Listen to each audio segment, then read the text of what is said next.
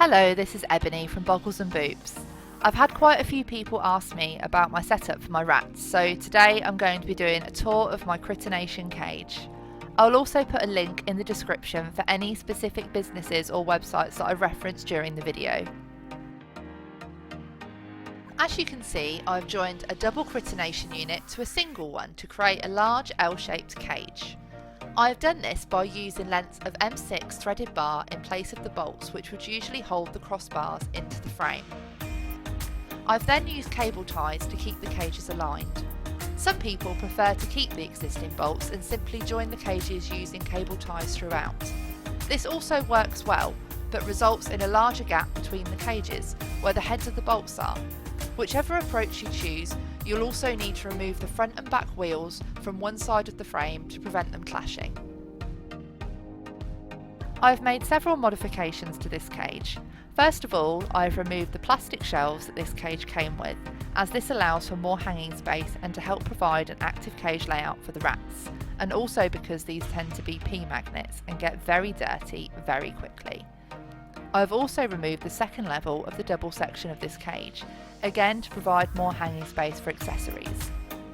One thing to remember is that if you are planning to do this with your Crittonation cage or any other similar cage, is that it is important to provide lots of fall breakers for the rats to ensure that the cage is safe. These can be in the form of hammocks, ropes, nets, etc.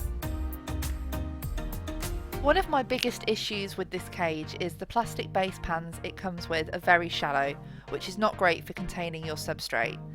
I've replaced these with custom built Perspex trays that allow me to provide a deep layer of substrate for the rats. This is great as it encourages their natural digging behaviour and is also good for scatter feeding. For substrate I use either Snowflake Supreme or Little Max. These are both kiln dried and dust extracted, meaning that they are safe to use. I personally buy my substrate from a local farm shop, but you can also buy online, and a great variety of substrates are also available to order from Rat Rations. This is my 14-inch pink metal Tic Tac wheel. If you have bucks, I would recommend a 16-inch wheel, and you can find a sizing guide on the Tic Tac website. These wheels can be quite pricey, but are very hard wearing and well worth the money if your rats enjoy using wheels, which mine do. On the lower level, I have two water bottles attached to the cage. I always like to have two in case one stops working or in case one becomes empty, so that they always have a source of drinking water. This is my litter tray. The tray itself is a plastic tub that I got from IKEA. I have found that my rats prefer to use litter trays with higher sides rather than the corner style ones, but you may find that this is different for your own rats. As litter, I use Back to Nature pellets. These can often be recommended to be used as substrate by pet shops, but are not really the best and are only really suitable as litter. It is also worth noting that wooden litter is not suitable for rats as it breaks down and becomes dusty when wet. I also have a pee stone.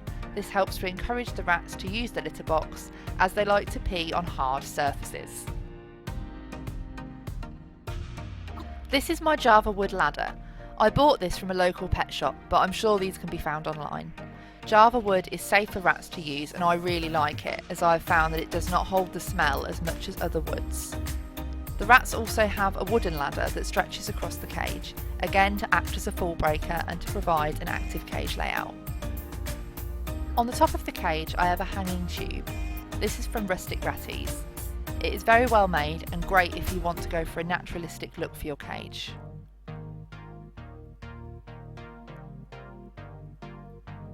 I also have a Java wood branch. This is the same material as the wooden ladder in the lower section of the cage. It attaches to the cage with a secure fastening.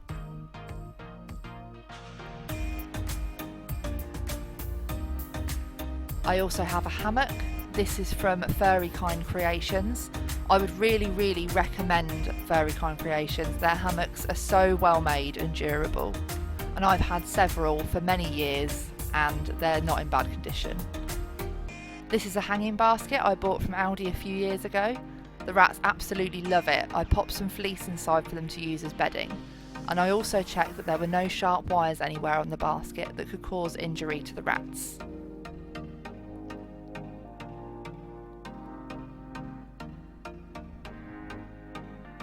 At the top of the cage I also have several tubes attached to the side with clips. In the top section of the cage I also have a large rope toy that the rats really enjoy climbing on. I also have several wooden shelves. Some of these are made from Java wood and some of them are made from other rat safe woods. In the bottom section of the cage attached to the door I also have another item from Rustic Ratties. They really seem to like this and enjoy climbing on it and gnawing the edges.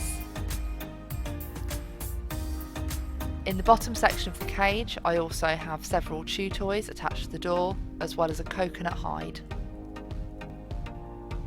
They also have a cardboard tube which they've really enjoyed destroying and is now buried under several layers of substrate.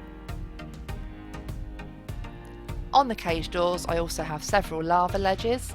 These are great for keeping the nails down of your rats, and as you can see they enjoy destroying them very much.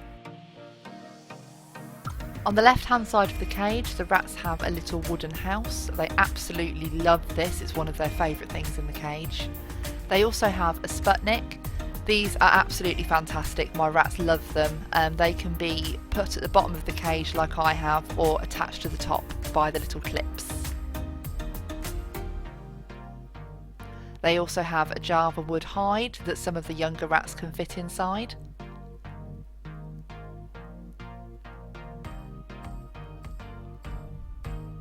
We also have some chew toys. These are from Bargain Hammocks. As you can see the rats have very much enjoyed destroying these and they're great for having in your cage. I have another Java wood branch which I've supported at the top with a rope toy to provide additional stability, as these are quite heavy. My Java wood branches were purchased from Scarlett's Parrot Essentials.